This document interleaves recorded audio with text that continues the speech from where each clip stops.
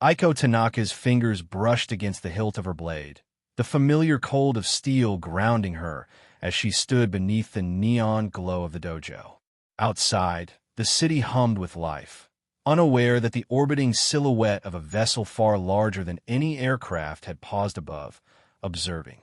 The Kthari had come, not to negotiate, not to speak, but to study.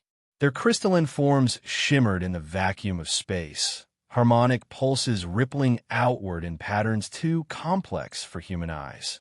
To them, Earth was a laboratory, humans a curious, expendable subject. Aiko had trained for years, mastering motion, balance, and patience, but nothing had prepared her for this. A soft vibration in the air announced the transport beam. In the blink of an eye, the dojo floor vanished, replaced by a chamber of shifting fractals. Walls reflected light like fractured mirrors, each surface alive with pulses of color and resonance. Aiko's breath caught, yet she forced herself to bow slightly, the oldest gesture of respect she knew. Across the room, a crystalline figure materialized, its limbs rearranging with geometric precision. The Kthari overseer regarded her with a measured hum, a sound that seemed both judgment and calculation. "Your weapon, primitive," the overseer said, its voice a strange harmony of tones, vibrating through the air and into Aiko's bones. "I see no threat in a blade forged of metal." Aiko's grip tightened. She did not flinch. "It's never just the instrument," she said softly. "It's the hands that wield it." Her words carried the weight of her training, the quiet confidence of countless hours spent anticipating the unpredictable. Behind her, Dr. Lienro's eyes flickered with worry. "Aiko, observe first, react second," she cautioned, her voice low, careful. Lien had studied the Kthari for years, mapping the crystalline resonance patterns, but even she could not predict what this species might do with a living human present. Aiko allowed a faint smile. "I'll do more than observe," she whispered, almost to herself, almost as a challenge. The overseer tilted, an imperceptible shift that made the air hum differently. "You will understand soon enough," it said, and with a ripple of light, the chamber transformed. Panels descended, revealing drones, shapes constructed of energy, each radiating with a controlled lethality. Their approach was deliberate, calculated, designed to intimidate rather than harm, though Aiko knew instinctively that intent mattered little against a skilled opponent. She crouched, blade at the ready, muscles coiled, senses stretched to the edge of perception. The first drone surged forward, and she moved, not with brute force, but with instinct, a combination of balance, precision, and timing. The blade sliced a ribbon of air, deflecting the energy without touching the machine, and she rolled forward, landing lightly as the drone adjusted its course. The Kthari observers hummed, confused by the unpredictability of her movements. "Calculations inaccurate," muttered one, a younger Kthari named Slar, whose curiosity was evident in the shifting angles of its form. Slar had questioned hierarchy before, suggesting nuance and observation, but never aloud. Watching Aiko now, it felt a resonance that could not be measured, something neither logic nor mathematics could capture. Dr. Rowe's hand pressed lightly against the transport field, a protective gesture. "Careful, Aiko," she urged, tension lining her voice. "They're not like us, and yet you are moving too well for them to dismiss." Aiko's mind was a calm storm, each thought precise. She noted the patterns of the drones, how their motion calculated human response rather than predicting it.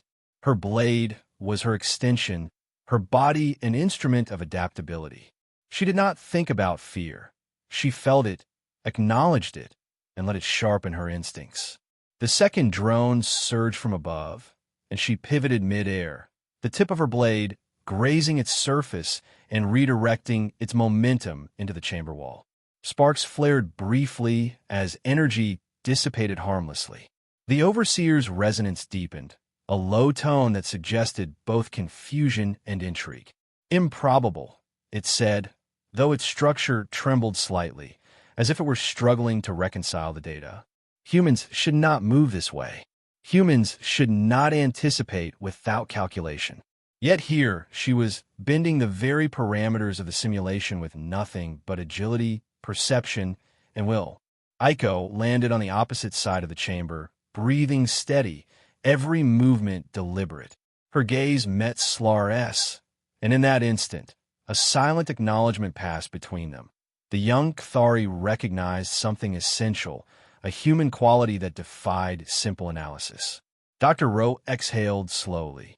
"You're remarkable," she murmured, though the words felt insufficient against the spectacle of Aiko's skill. The final drone advanced, larger than the others, its resonance pattern attempting to override human reflexes with precision algorithms. Aiko smiled faintly, crouched, and as the energy pulse approached, she shifted her weight, allowed the chamber itself to become a tool. Her blade intercepted the energy, slicing the node that controlled the drone's approach. With a flash, the drone's sequence collapsed, a cascade of controlled sparks raining harmlessly around her feet. Silence fell. The fractal walls pulsed softly, reflecting the astonishment of the Kthari. The overseer tilted its form, harmonic vibrations lowering, recalibrating. Perhaps the data was incomplete, it admitted, though it retained a formal edge, refusing to show full astonishment. Aiko lowered her blade slowly, muscles humming with restrained energy. Her eyes met Dr. Rowe's, and for a heartbeat, nothing else existed. Only the awareness that Earth-trained warriors carried something no algorithm could predict, a combination of instinct, discipline, and unquantifiable resolve. The chamber hummed again, subtly, as if acknowledging the first variable it could not control. Aiko's lips curved in a quiet, confident smile.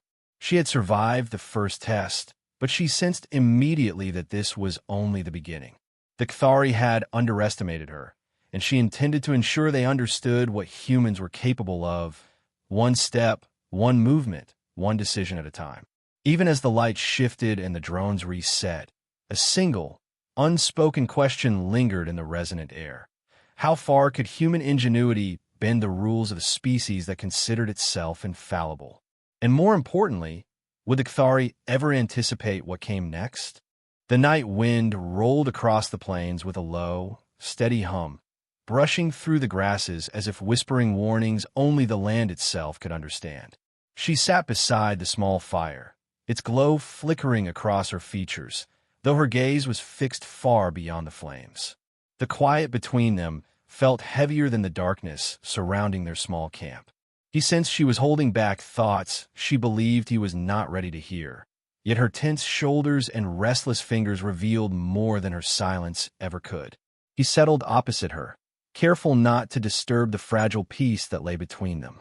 She finally lifted her eyes, meeting his with a calmness that did not match the turmoil beneath.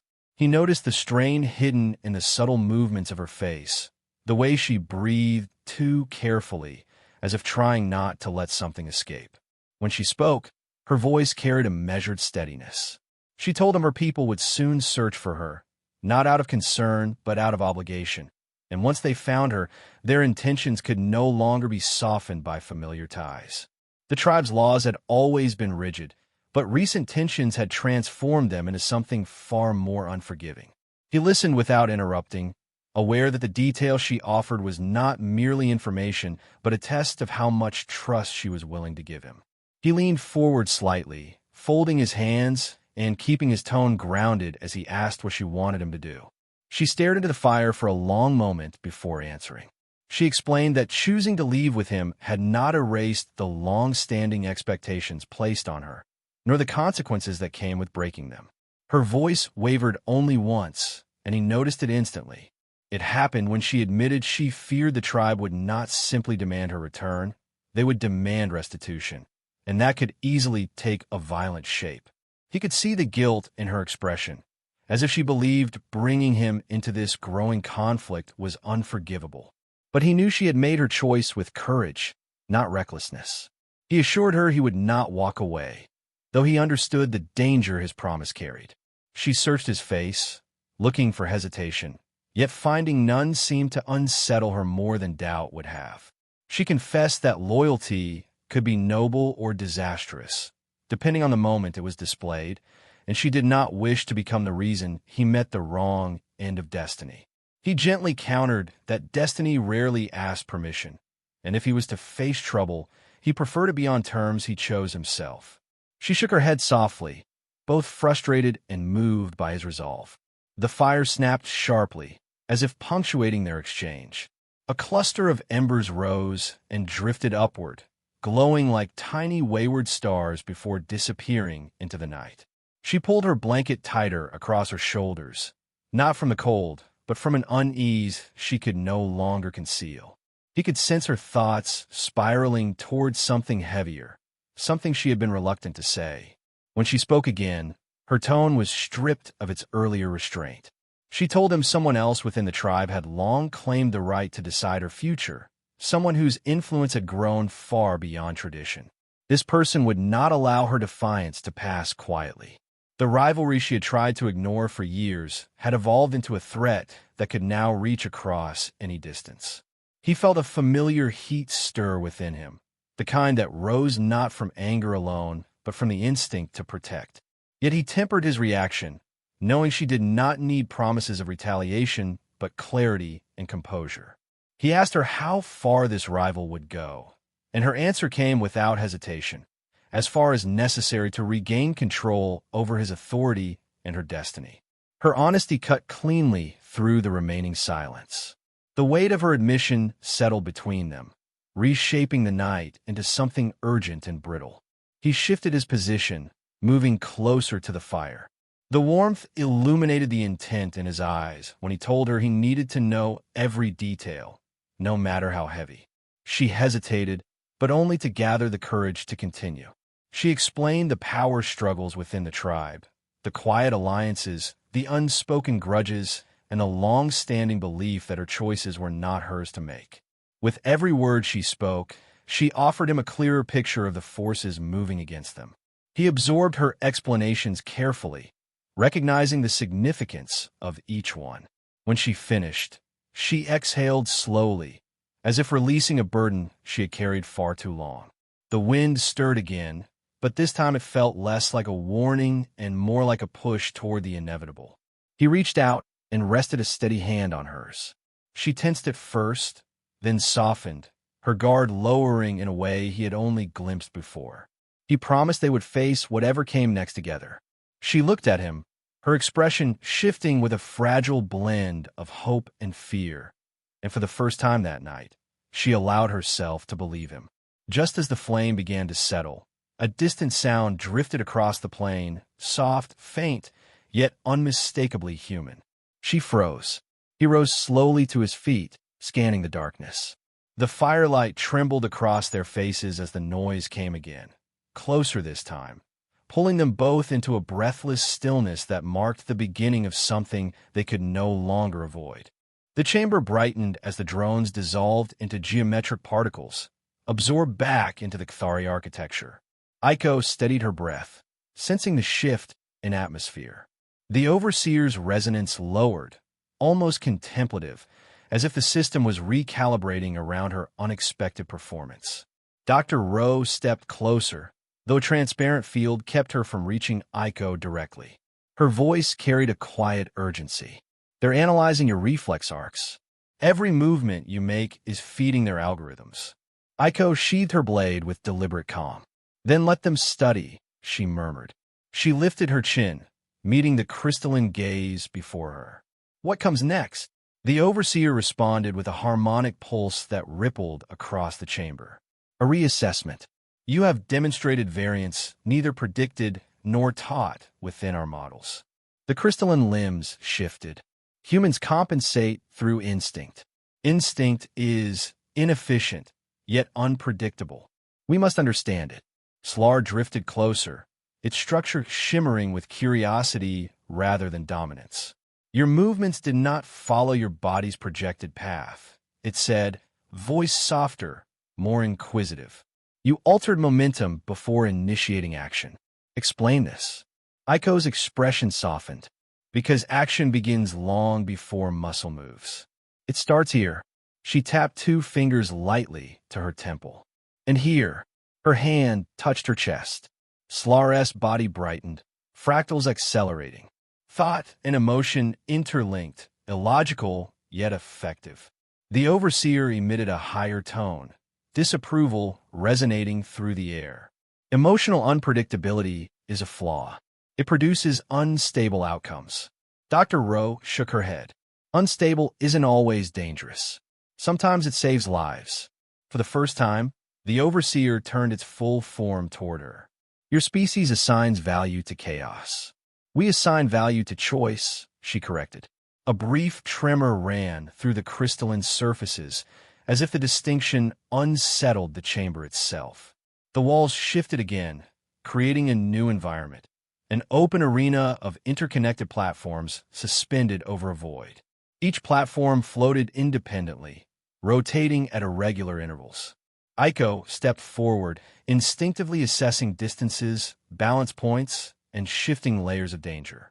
Another test, she said quietly. A simulation of mobility and adaptation, the overseer confirmed. This time, you may fall. Aiko exhaled, centering herself. I've fallen before. Slar generated a low harmonic. You intend to succeed despite risk. Aiko nodded. Risk sharpens focus. She leaped before the overseer could reply. The first platform spun as soon as her foot touched it, forcing her to adjust mid-motion. She bent low, arms extended, body a single fluid line adapting to the instability. The next jump required timing more than strength. She waited for the rotation to align, sprang upward, and landed lightly on a narrower surface that tilted sharply beneath her feet. Dr. Rowe watched with contained awe. She reads motion like language, she whispered. The overseer's edges brightened sharply. The simulation must accelerate. Platforms began to shift at unpredictable intervals. Some vanished, reappearing elsewhere. Others split into smaller segments. Aiko moved with a growing intensity, steps precise, eyes tracking not just the nearest surface, but the pattern hidden within the chaos. Her blade remained sheathed, but her training enveloped every motion. She reached a cluster of thin platforms and paused, balancing on her toes. Beneath the simulated void, a faint hum grew louder. She sensed a shift, not in the arena, but in the Kthari observing her. Their calculations were faltering again. They expected fear to destabilize her. But Aiko welcomed the uncertainty. She leapt toward a platform that flickered unpredictably. For a heartbeat, she hung suspended, trusting her perception instead of the simulation's logic. The platform appeared at the perfect moment. She landed with a soft impact and rolled, momentum carrying her forward to the final surface. The arena froze. Slar emitted a burst of resonance akin to astonishment. Humans leap before certainty, it said. What? Aiko straightened slowly, the faintest smile curving her lips. Because certainty doesn't exist until we decide it does. Dr. Rowe pressed her palm against the barrier, separating them. That's human strategy. It's not chaos. It's intention that ignores limits. The overseer's tones deepened, vibrating through the entire arena. Your logic defies projection. Your actions disrupt pattern flow. If a single human can distort a controlled system, then your species cannot be categorized within our current parameters. Aiko stepped forward. Then change your parameters. Silence spread. The chamber dimmed as if the entire vessel contemplated her words. You misunderstand your place. The overseer finally responded. Your species is being evaluated to determine whether it poses threat, utility, or irrelevance. Aiko's gaze hardened. And what have you concluded? Insufficient data. The arena dissolved, leaving the 3 figures in a smaller chamber. Its walls reflected the Kthari's shifting uncertainty. Slar drifted closer to the overseer. Its voice trembled with barely contained urgency. We must not disregard this variable. She is one human, the overseer countered. A statistical anomaly. Dr. Rowe stepped toward the overseer, stopping inches from the barrier. She represents the part of humanity your models can't simulate. You're measuring our bodies, not our will. The overseer emitted a chillingly calm pulse. Then her will shall be tested further. Aiko tightened her stance. She had expected another trial. She had not expected the slight quiver she sensed beneath the crystalline harmonics. Fear, or something close to it. Whatever came next would push her beyond anything she had faced. And the Kthari were no longer observing her as an experiment. They were beginning to see her as a problem.